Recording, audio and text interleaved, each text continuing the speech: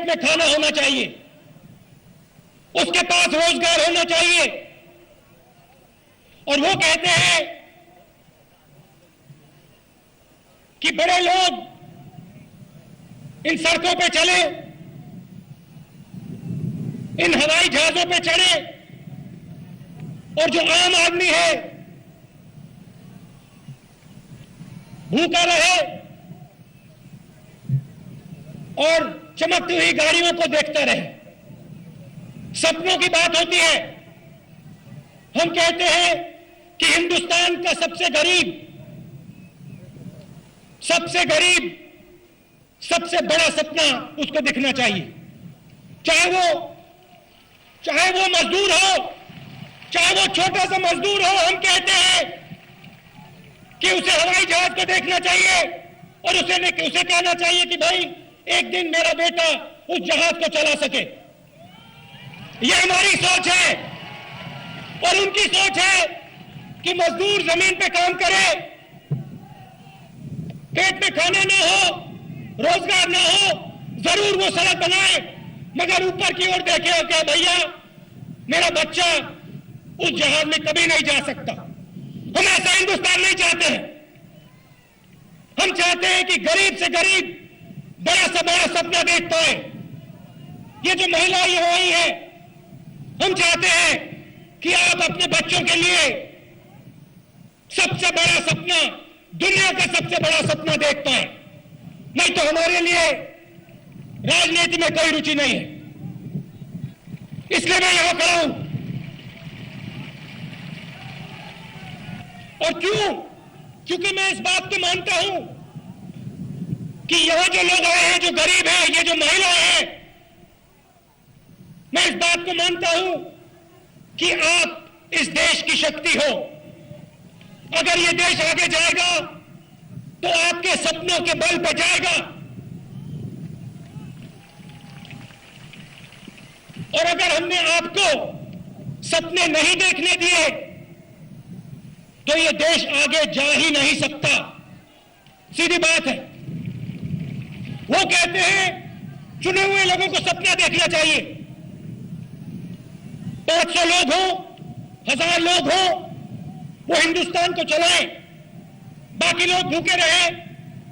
और ये जो 500 1000 लोग हैं, ये हवाई जहाजों पे उड़े, ये बड़ी बड़ी गाड़ियों पे चले, और जैसे वो छत से लोग देख रहे हैं, बाकी हिंदुस्तान उनको ऐसे देखते रहे। भैया ये हो क्या रहा है? ये उनकी राजनीति है और ये हमारी राजनीति नहीं है और कभी नहीं होगी, क्योंकि हम कांग्रेस पार्टी हैं और हमारी राजनीति आपके सपनों की राजनीति है। जब हमने रोजगार योजना की बात की, हमने कहा देखो सपना है आम आदमी को रोजगार देने का, और विपक्ष के लोग खड़े हो गए, कहते भैया पार्लियामेंट हाउस में हमसे सवाल पूछा।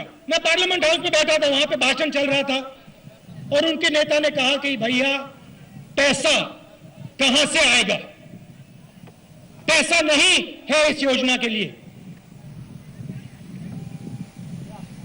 जब किसी गरीब व्यक्ति से जमीन छीननी होती है तो बहुत आसानी से काम हो जाता है,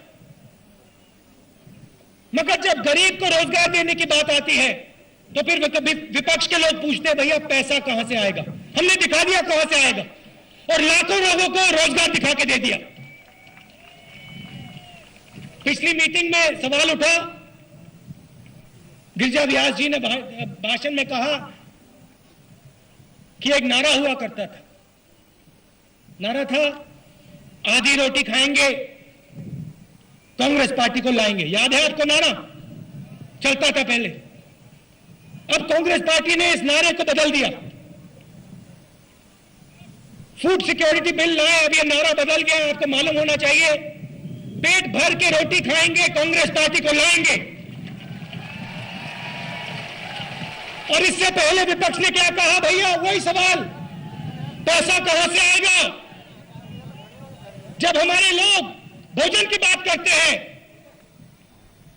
तो विपक्ष कहता है भैया पैसा कहां से आएगा। जब किसी को कोई माइन देनी होती है या किसी बड़े उद्योगपति को जमीन देनी पड़ती है तो ये सवाल नहीं उठता।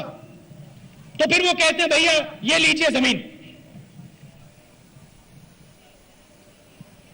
देखिए, जब अमीर व्यक्ति होता है,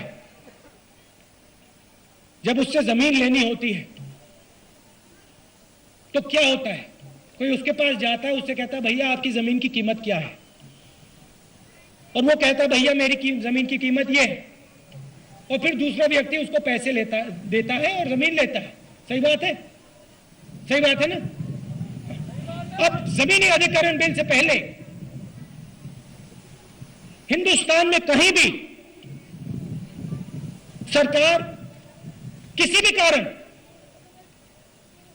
गरीब लोगों से जमीन ले सकती थी। नुकसान किसका होता था? किसान का नुकसान होता था। वो रोज पसीना देता है, अपना लगा रहता है,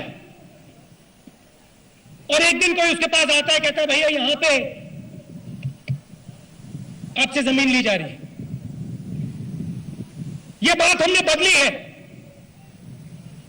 क्यों बदली है? क्योंकि हम चाहते हैं कि किसान का बेटा बड़े बड़े सपने देख पाए। ये कानून हम इसलिए लाए हैं, किसानों को शक्ति दी है। आपका जो खून है, जो पसीना है, जो आप देते हो, उसका हमने आदर किया है, इसलिए हम ये कानून लाए। राजस्थान की सरकार ने क्या किया?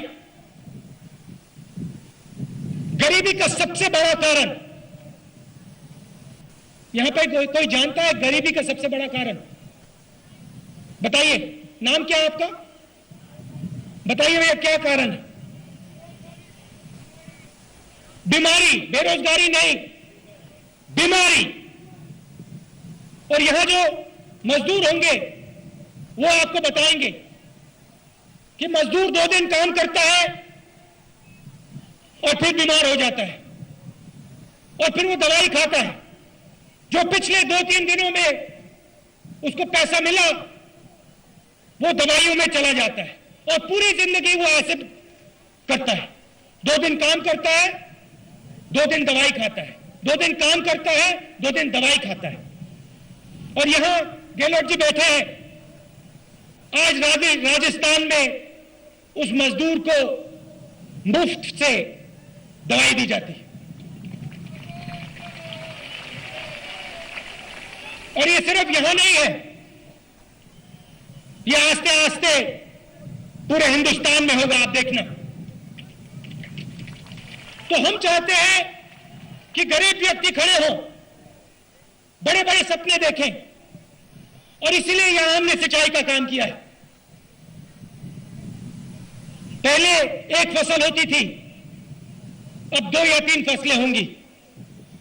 किसको फायदा होगा? पूरे हिंदुस्तान को फायदा होगा, यहां के किसान को फायदा होगा। विपक्ष के लोगों ने क्या कहा था कि यह काम नहीं किया जा सकता। नरेगा के बारे में कहा, फूड सिक्योरिटी बिल के बारे में कहा, जमीनी अधिग्रहण बिल के बारे में कहा, पार्लियामेंट को रोका। हर रोज वहां पे तमाशा। चुनाव हार गए, फिर पार्लियामेंट में रोकने की कोशिश की, मगर नहीं रोक पाएंगे। हम आपका काम करके दिखाएंगे और करते रहेंगे। सिर्फ सिंचाई का काम नहीं किया, लाखों लोगों को पीने का पानी दिया, लाखों लोगों को यहां पीने का पानी दिया। इससे बड़ा काम कोई नहीं है। अभी मैं पावर प्लांट खोलने गया, और पावर प्लांट में वहां वो मुझे बता रहे थे कि भाई इतने मेगावाट पावर प्लांट हमने चालू किए हैं। और मैंने उनसे कहा भैया देखिए, जो आम आदमी होता है वो ये मेगावाट नहीं समझता। आप मुझे सीधा बताओ, ये मेगावाट नहीं बताओ मुझे, आप मुझे सीधा बताओ हमारी जनता को क्या फायदा होगा। आम आदमी को अगर ये बात समझानी हो कि हमने बिजली में पिछले 5 सालों में क्या किया, पिछले 10 सालों में क्या किया, तो क्या है, क्या बोलना है। और उसने सीधा बताया देखिए राहुल जी, जितनी बिजली 10 साल पहले बनती थी उससे 3 बार ज्यादा आज बन रही है। जहां 8 घंटे बिजली मिलती थी, आज सरप्लस बिजली राजस्थान में। तो ये काम बड़े बड़े भाषणों से नहीं होता है। कोई भी यहां आके कह सकता है कि भैया मैं बिजली दूंगा, मैं पानी दूंगा। हम यहां बड़े भाषण नहीं कर रहे हैं।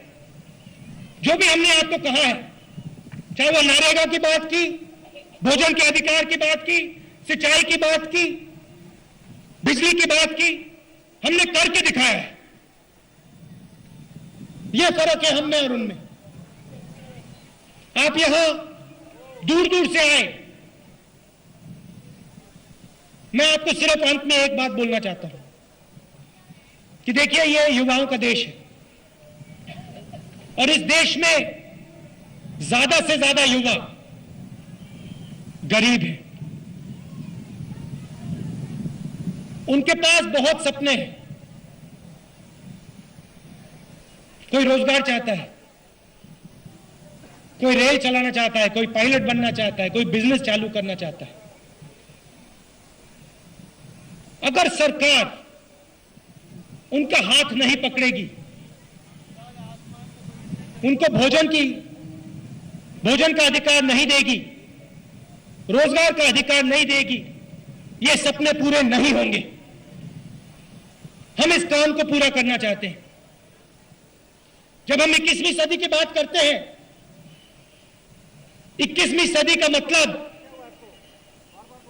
कि इस देश में गरीब से गरीब व्यक्ति का सपना पूरा हो रहा है। यह हमारे लिए 21वीं सदी का मतलब है और इस काम को हम पूरा करके दिखाएंगे आपके साथ।